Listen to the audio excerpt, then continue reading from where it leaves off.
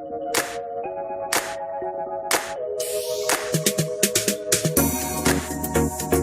thank you.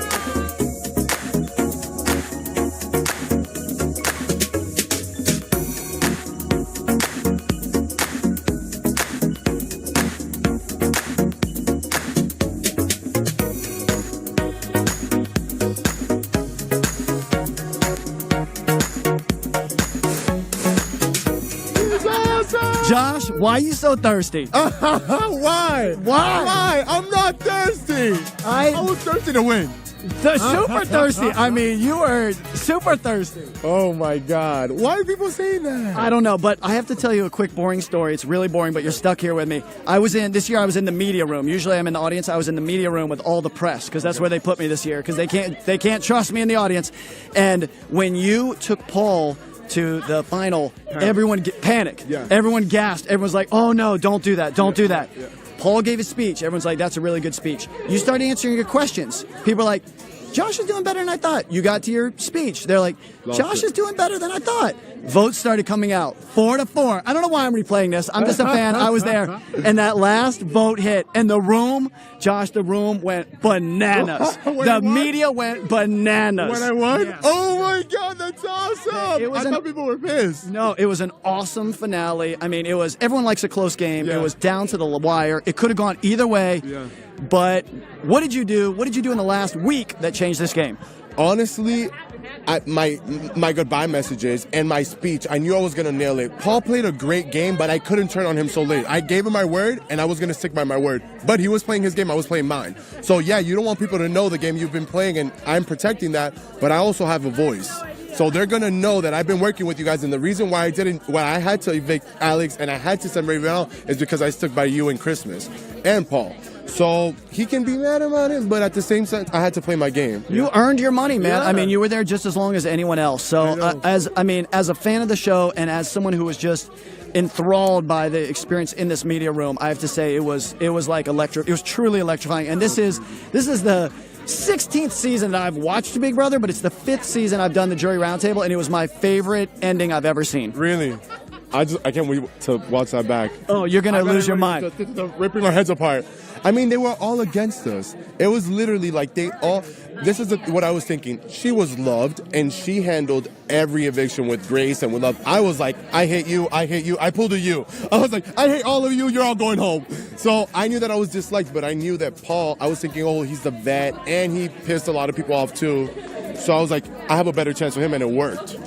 Yeah. And whatever you did, it certainly worked. Now, I have to tell you, I'm a super fan of the show myself, and the Pots and Pans is a long tradition at Big Brother because in season 2, Sue Hawk from Survivor, you were probably like 4 years old. Okay. She woke up, so we had the Survivors come in season 2, and she brought out these Pots and Pans, and that was like the first person to ever do it. Really? And I know it was annoying for the people this season because it was annoying my season. Are you gonna get a sponsorship with some sort of who makes Pots and Pans? I have no idea, but I hope I get William Sonoma.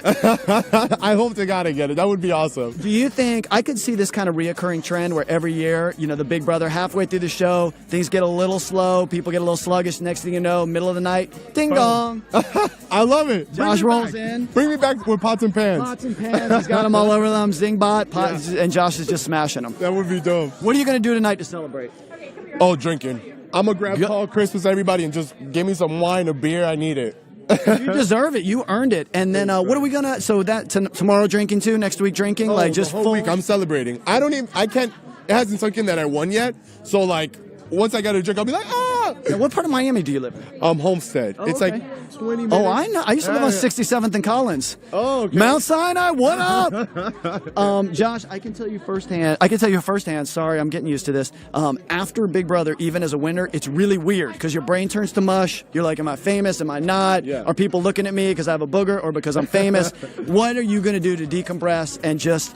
How are you going to be a normal person and go back into society after being isolated for so long? Yeah, that's hard, but I got family that humbles me real quick. They'll be like, you're a joke, stop it. Go bang pot somewhere else. So my family's going to keep me grounded and humble. And I'm just me. I'm a kid from Miami, got lucky, went on Big Brother, lived a dream, I won, and now I go back to my life. It's always great when a super fan wins because it's like if you're a fan at home and you're sitting here and you're like, I could do that, then do it. Yeah. Then do it. Then go right now to CBS.com and apply for the show and get on the show. Josh did it. I did it. That was my message. I was like, listen, if you're a huge fan, I tried out 3 times, and the 3rd time's a charm. I mean, that's a great story. It's I mean, like, it really does take that. Some people get dissuaded or they get discouraged. I mean, there has been many people who've won the show who applied multiple years. Yeah, Dan Giesling. I don't know, I think 4 times or something like that. Let's ask him. Dan, you're texting me right now telling me how good my interviews are. So text me right now. Are you there, Dan?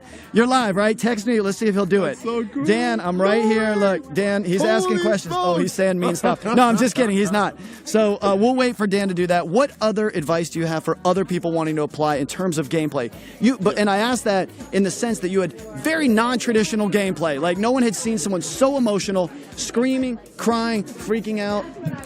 Honestly, I think that my gameplay was so underestimated. People didn't know. They underestimated my physical ability, my mental ability, and how much I knew the game. That was my biggest blessing. I kept that under wraps. I wanted people to think, oh, I have him in my back pocket. I have control of Josh, so why go against him? Because if I would have flipped and gone with Cody, the whole house would have gone bananas. You get me? So I underplayed my whole gameplay. People were like, I'm a head fan. Do you know Dr. Will? I'm like, hell no, I don't know Dr. Will. I'm Dr. Will's biggest fan. Never said it. So you went in as a fan. I stayed quiet, kept my mouth shut, and I just kept playing up the whole, oh, you know, I'm just here to have fun. I'm just here to bang pots and pans, and I'm the crazy kid.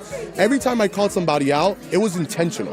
It was to expose their game. I wanted to put a target on them and let them know, listen, this person's shady. They're working with this guy, draw attention to them. So a lot of people thought I was just emotional and crazy. There was a method to all my madness in the game, and it played out good. In terms of the tears, what was that method? Because you cried a lot. Oh my God! Honestly, it was just thinking how bad I wanted to win for my family. Like, I'm about to cry right now.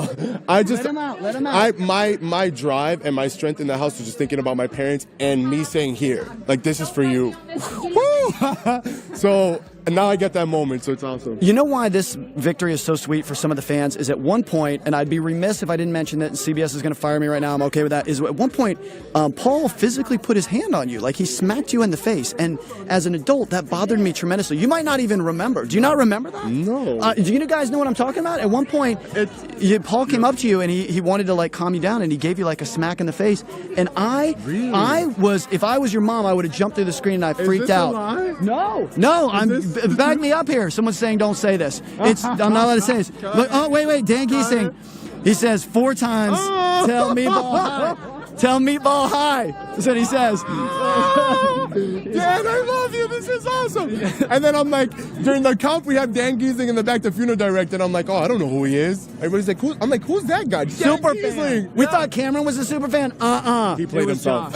He played himself. Josh, you absolutely deserve every single bit of this. Thank you so much. Suck it in, absorb it in. I'm going to hug it out. Thanks, buddy. I'll see you in Miami at some point. Nice. The pleasure has been all mine. Thank you very much, and enjoy your victory. Thank you, guys. Thank you.